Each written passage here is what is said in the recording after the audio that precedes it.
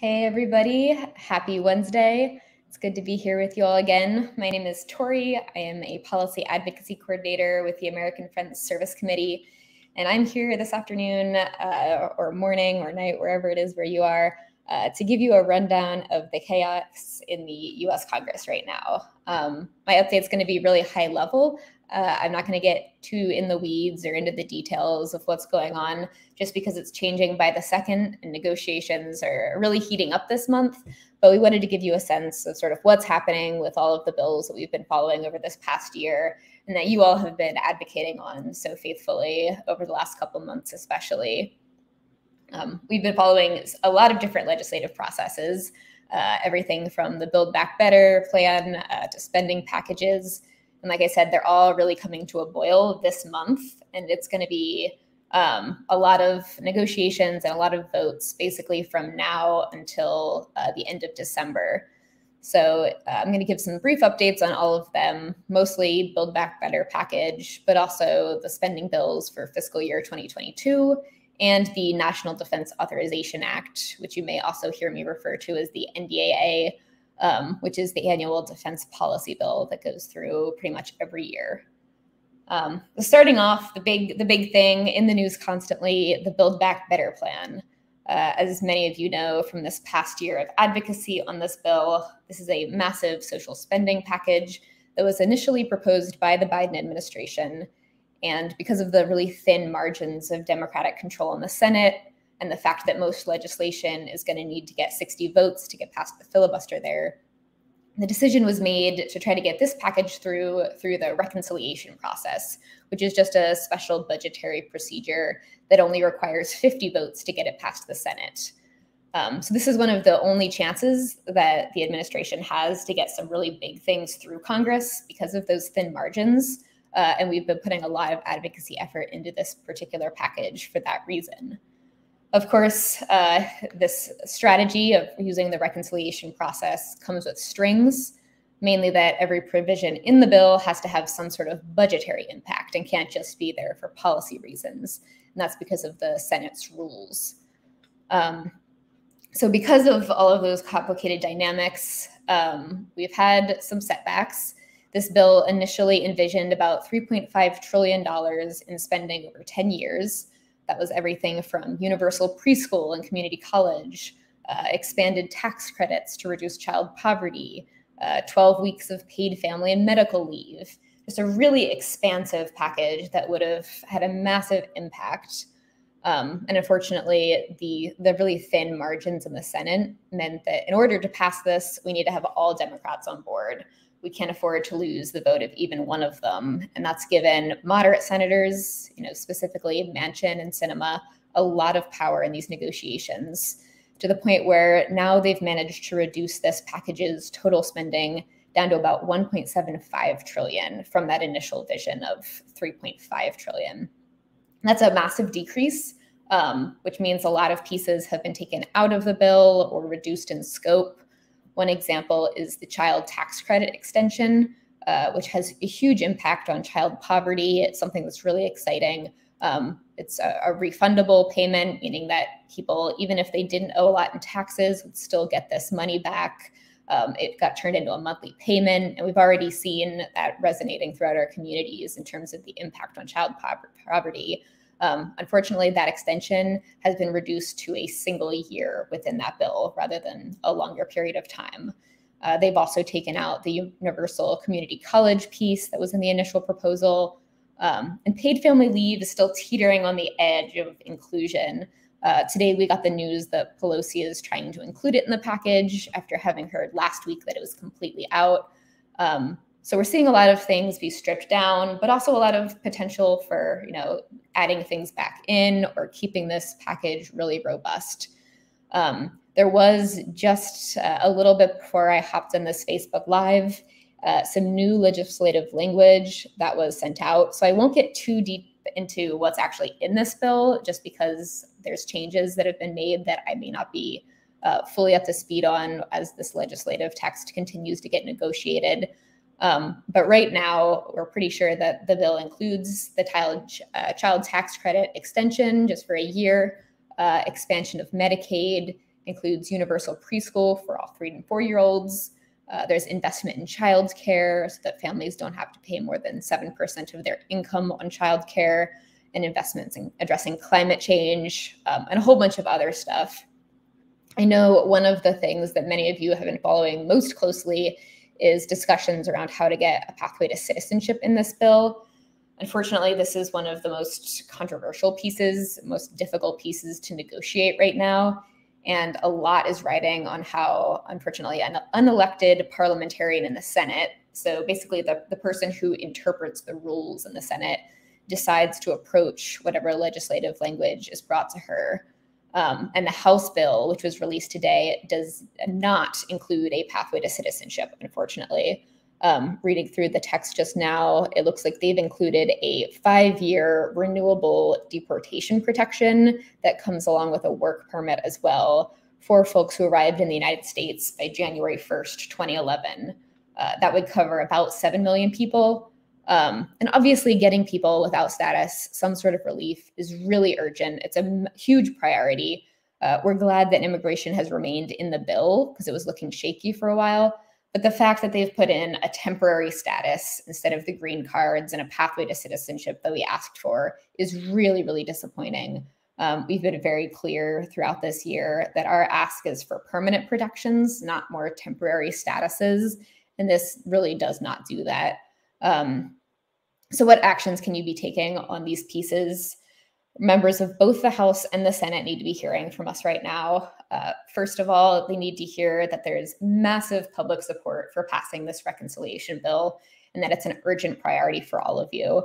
As moderates get a little bit nervous about the bill and, the really great social spending priorities in here, it's just really important that everyone makes the case to them that these are big things for our communities and really important, and that passing it is not negotiable. Secondly, they need to hear that when we say a robust package, we mean that. We mean a robust package. They need to keep as many of these social spending programs in the bill as possible, including things like paid leave. And thirdly, we want to keep up the call for a pathway to citizenship until the bill is signed. We have not fully lost yet. The language isn't what we wanted to see, but we have to keep calling for this pathway to citizenship because that's ultimately what members of our community are asking for and need. So please keep letting your members of Congress know how important that permanent pathway is for you and for your congressional district and for your state. My colleague Bo is going to put an action form in the chat that you can use to reach out to members of Congress on the Build Back Better legislation specifically, if you'd like. It mentions both paid family leave and our call for a permanent pathway to citizenship, as well as thanking them for working on such a robust package in the first place. So please take a moment to reach out to your legislators today.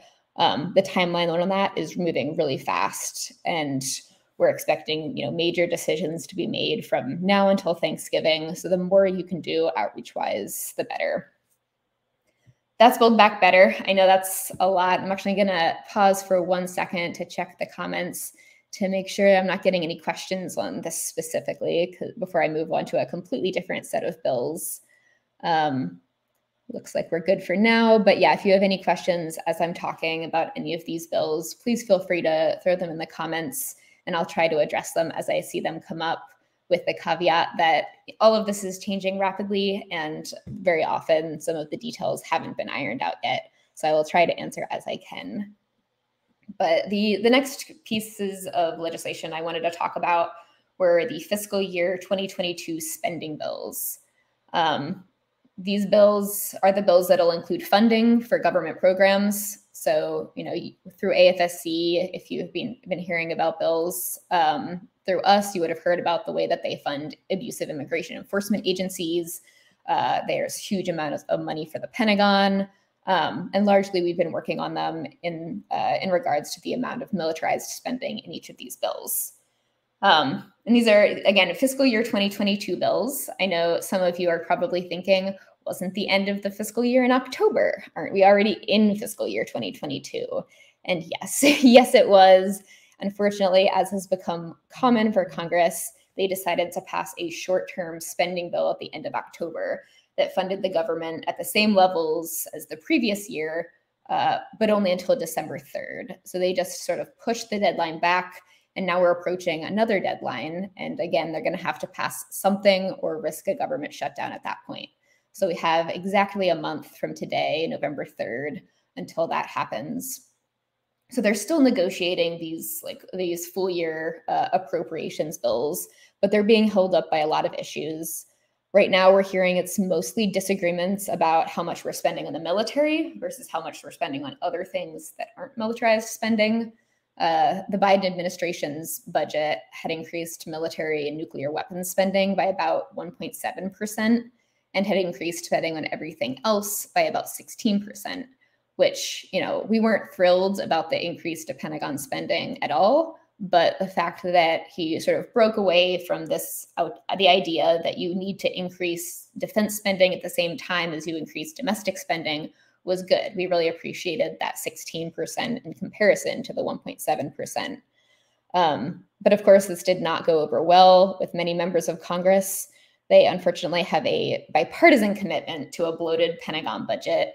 So in 3 out of the 4 bills that address military spending in some way, legislators have increased Pentagon spending by about $25 billion over what the Biden administration had requested.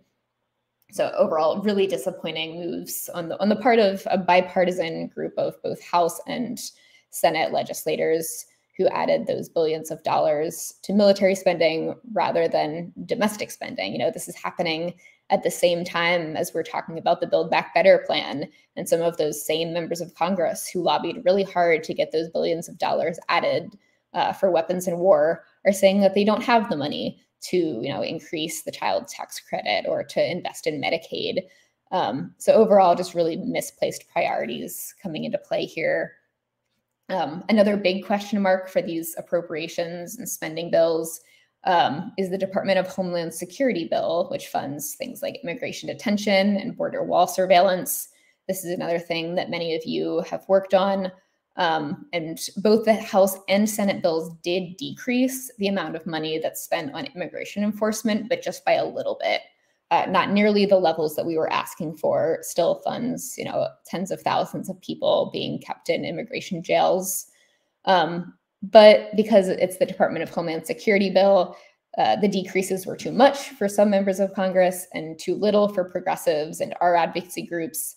So it's still a point of contention, and it remains to be seen how all of this is going to shake out before that December 3rd deadline.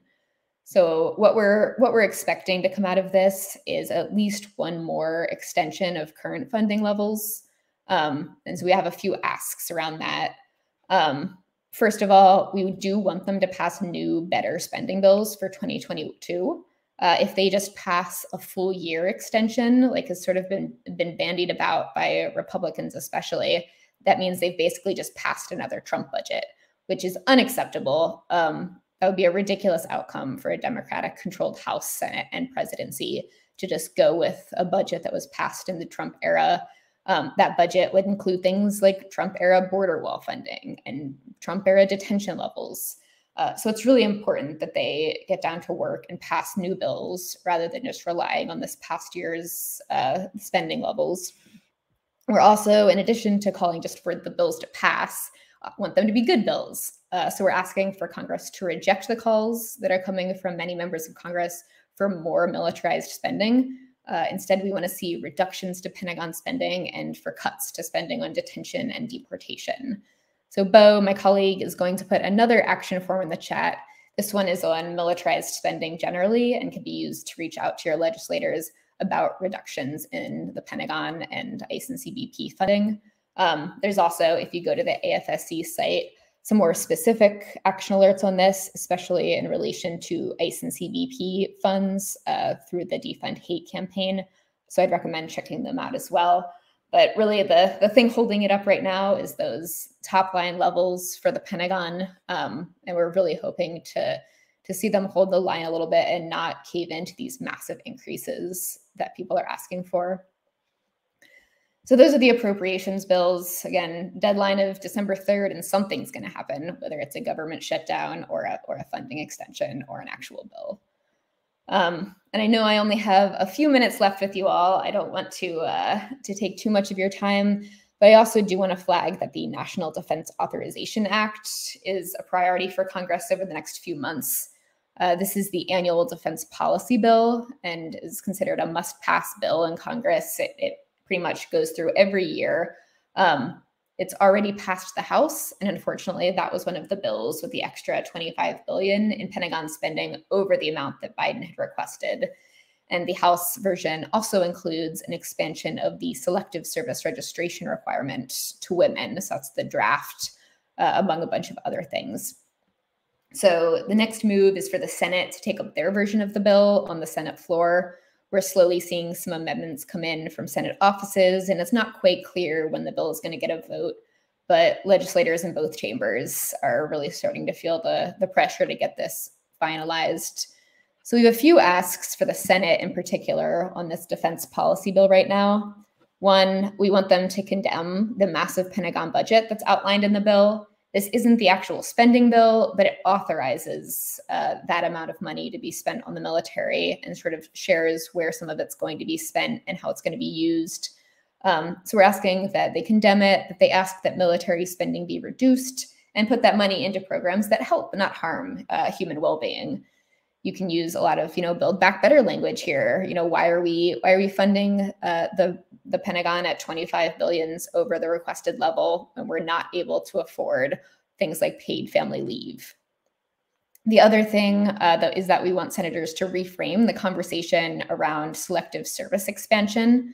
Right now, they're saying, this is a feminist change, when in reality, it's not. It's an expansion of an unjust militarist system that's caused a lot of harm. And instead of seeing the draft expanded, the feminist move would be to eliminate the registration requirement for everyone, regardless of gender. So that's a conversation that we'd really like to see senators speaking out with true feminist and anti-militarist talking points, and to support the end to the selective service system rather than the expansion of this system. So you can use the same action that Bo had put in the chat earlier for that ask around militarized spending. And for the selective service piece, Bo is also going to share a blog that we put together. It outlines the issue, and also at the bottom has a link that'll take you to a phone script for those who want to call your members of Congress. The selective service phone script does mention 2 standalone bills. It isn't directly referring to the National Defense Authorization Act. That's just because these bills are so fast moving that I want to give you something that's going to last longer than a day or two in terms of accuracy. But the talking points are all the same, and their support for those bills would be the same as support for the amendments that we're looking at in the Senate. So those are the updates I wanted to share today. I know that's a lot, and there are a lot more details that I could share with you all, but we'd be here until after votes and all of these bills happen. So I do want to let you go off to share those emails and make those phone calls. But I really appreciate all of the advocacy work that you've all been doing. I'm going to check the chat one more time to see if anyone has questions about any of these pieces. I am not seeing any. I'll wait a couple seconds as we go off here in case folks have thoughts. But in summary, it's going to be a really, really busy month and a half until end of December. We're expecting a lot of bills to go through and a lot of loose ends to be wrapped up. So the more outreach you can do about why these things are important to you, and why this reconciliation package needs to be robust, and why money needs to go to human well-being rather than weapons and war, would be greatly appreciated. And hope you all have a great rest of your day.